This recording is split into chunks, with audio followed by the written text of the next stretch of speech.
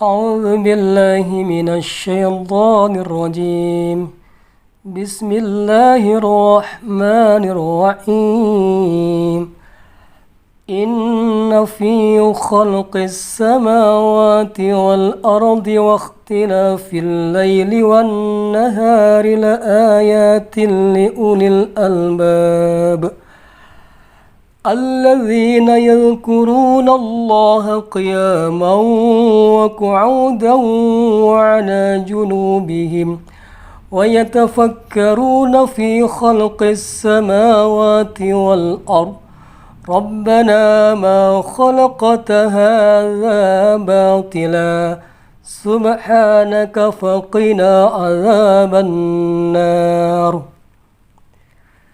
Hadirin hadirat kaum muslimin dan muslimat yang dirahmati Allah. Kajian saat ini adalah judulnya penyesalan ahli surga. Penyesalan ahli surga. Nabi kita Nabi Muhammad sallallahu alaihi wasallam bersabda, An Mu'adz bin Jabal radhiyallahu anhu qala Rasulullah sallallahu alaihi wasallam laisa yatahassaru ahlul jannah illa ala sa'ah marrat bihim lam yadhkurullaha ta'ala fiha, yang artinya dari Sayyidina Mu'adz bin Jabal radhiyallahu anhu, baginda Rasulullah sallallahu alaihi wasallam bersabda, orang-orang yang sudah ditetapkan masuk surga tidak akan merasa rugi dengan segala sesuatu di dunia kecuali waktu yang mereka lalui tanpa zikrullah, tanpa zikir kepada Allah di dalamnya. Saya ulang, baginda Rasulullah sallallahu alaihi wasallam bersabda, orang-orang yang sudah ditetapkan masuk surga tidak akan merasa rugi dengan segala sesuatu di dunia kecuali waktu yang mereka lalui tanpa zikrullah di dalamnya. Hadis riwayat Tabrani, Baihaqi dari kitab Durrul Mansur. Kaum muslimin muslimat yang dirahmati Allah, nanti setelah manusia memasuki surga, dan mudah-mudahan semua kita yang mendengar, semua orang Islam masuk surga. Amin. Setelah manusia memasuki surga, maka baru akan diketahui bahwa dengan sekali saja menyebut nama Allah Subhanahu wa ta'ala, zikir kepada Allah, pahalanya sangat-sangat besar. Bahkan berpahala hingga sebesar gunung-gunung. Ini sebutan zikir, zikir yang ringan, yang mudah, yang sangat-sangat bisa kita lakukan setiap saat. Itu bisa menguntungkan pahala sebesar gunung-gunung.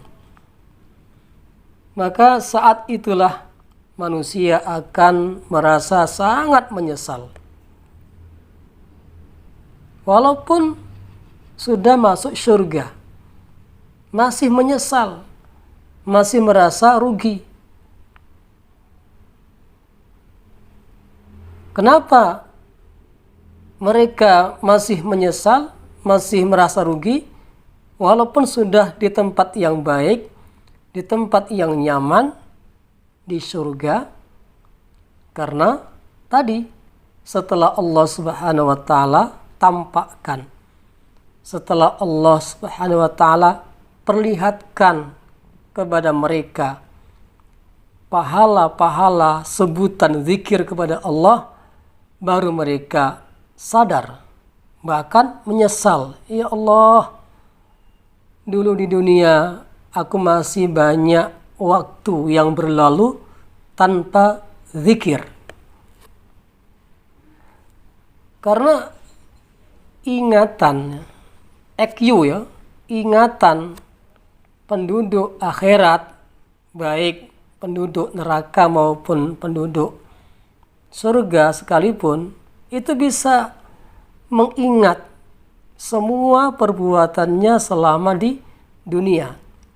Sejak akil baligh sampai kematiannya, mampu ia ingat perbuatan-perbuatan yang ia kerjakan.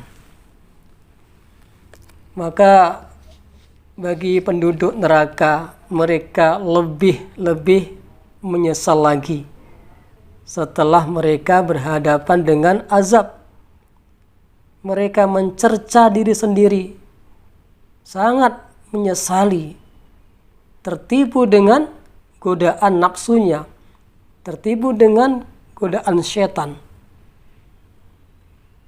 Ternyata di akhirat baru tahu perbuatan buruknya, perbuatan jahatnya, perbuatan maksiatnya mengakibatkan kesengsaraannya di neraka. Menyesal ya. Dan nggak mungkin bisa kembali ke dunia. Karena dunia sudah Allah hancurkan. Sekarang sudah di alam lain, alam akhirat, tempat mereka menyesal. Nah, termasuk orang yang punya nasib yang baik sekalipun, sudah di surga tempatnya, segala macam ada, ya, tempatnya nyaman, indah, masih menyesal, masih merasa rugi. Kenapa? Ya tadi, dia mengingat masih banyak waktu, banyak kesempatan yang tidak untuk berzikir. Banyak waktu berlalu tanpa zikrullah. Ini yang membuat ia menyesal atau merasa rugi. Ya Allah, kalau tahu seperti ini pahalanya yang Engkau berikan kepada orang yang selalu berzikir, mengapa tidak ku habiskan waktuku untuk berzikir kepadamu? Masya Allah, zikir-zikir yang ringan pun besar pahalanya. Mereka yang ketika di dunia banyak menyebutkan, banyak menggunakan waktunya untuk zikrullah, akan merasa sangat beruntung. Dalam kitab Al-Munabbihat, Hafiz Ibnu Hajar rahmatullahi alaih menulis bahwa Syekh Yahya bin Mu'az Razi rahmatullahi alaih selalu berkata dalam doanya, Ilahi la yatibul lailu illa bimunajatika wa la yatibun naharu illa bita'atika wa la tatibud dunya illa bidzikrika wa la tatibul akhiratu illa bi'afwika wa la tatibul jannatu illa biru'yatika. Wahai Rabbku, wahai Tuhanku, malam tidak akan terasa indah tanpa bermunajat kepadamu. Siang tidak akan terasa indah tanpa ketaatan kepadamu. Dunia tidak akan merasa indah kecuali dengan berzikir kepadamu. Akhirat tidak akan terasa indah kecuali dengan ampunanmu. Surga tidak akan terasa indah kecuali dengan memandang wajahmu. Lalu Syekh Sirri rahmatullah alaih berkata, aku melihat Syekh Jurjani rahmatullah alaih sedang menelan tepung gandum. Lalu aku bertanya kepadanya, mengapa engkau menelan tepung kering ini? Jawabnya, setelah membandingkan waktu antara mengunyah roti dan menelan tepung gandum, ternyata mengunyah roti ini memerlukan waktu yang banyak, membutuhkan waktu yang lama, yang dapat aku pergunakan untuk membaca subhanallah sebanyak 70 kali. Oleh karena itu, aku telah meninggalkan makan roti yang banyak memerlukan waktu. Aku telah meninggalkan makan roti sejak 40 tahun yang lalu. Nah, sebagai gantinya, aku hanya menelan tepung gandum ini supaya cepat, tidak butuh waktu yang lama. Sehingga waktuku aku akan perbanyak untuk zikir kepada Allah. Lalu dikisahkan bahwa Syekh Mansur bin Mu'tamir rahmatullahi alaih tidak berbicara dengan siapapun setelah Isya selama 40 tahun. Diceritakan juga bahwa Syekh Rabi bin Haitham selama 20 tahun selalu menulis apa yang diucapkannya di sehelai kertas, dan pada malam harinya ia akan menghisapnya, berapa banyak ucapannya yang perlu dan berapa banyak ucapannya yang tidak perlu. Ini kisah-kisah orang yang soleh, wali-wali zaman dahulu, selalu memanfaatkan waktunya dengan baik, sehingga makan pun itu memilih makan yang cepat, meninggalkan makan roti karena dianggapnya butuh waktu lama, memilih hanya menelan tepung gandum yang sedikit waktu. Luar biasa ini. Ayo kita bandingkan dengan kita saat ini. Berapa waktu, berapa lama kita di atas meja, di tempat ruang makan. Berjam-jam kita makan, ngobrol. Masya Allah, banyak kita tidak efisien dalam menggunakan umur, dalam menggunakan waktu.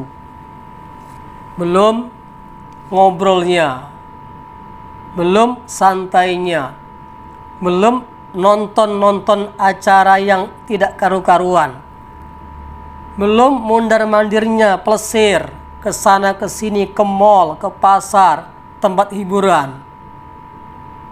Masya Allah, kita banyak menggunakan waktu, umur yang sia-sia. Maka mari sama-sama kita pergunakan waktu dengan sebaik-baiknya. Memang benar, zikir kepada Allah ini mudah sekali. Mudah sekali. Berzikir bisa dilakukan dengan duduk, berbaring, berdiri, berjalan, di rumah, dalam perjalanan, di tempat kerja. Bisa sambil beraktivitas, sambil menggerakkan lidah untuk zikir kepada Allah. Mari kita biasakan, kita latih lisan kita untuk berzikir kepada Allah. Basahi bibir kita, lidah kita untuk zikir kepada Allah setiap saat. Sehingga bagaimana setiap keluar masuknya napas kita selalu zikir kepada Allah. Zikir yang mana saja yang kita bisa. Istighfar, sholawat, tasbih, takbir, tahlil, takdis. Banyak sekali macam-macam sholawat. Mana yang nyaman kita baca, kita baca. Bayangkan, kalau kita sambil beraktivitas, sambil berzikir, berapa banyak zikir yang bisa kita ucapkan. Mudah-mudahan Allah Subhanahu wa Ta'ala memberi kita hidayah taufik untuk bisa berzikir setiap waktu, setiap saat.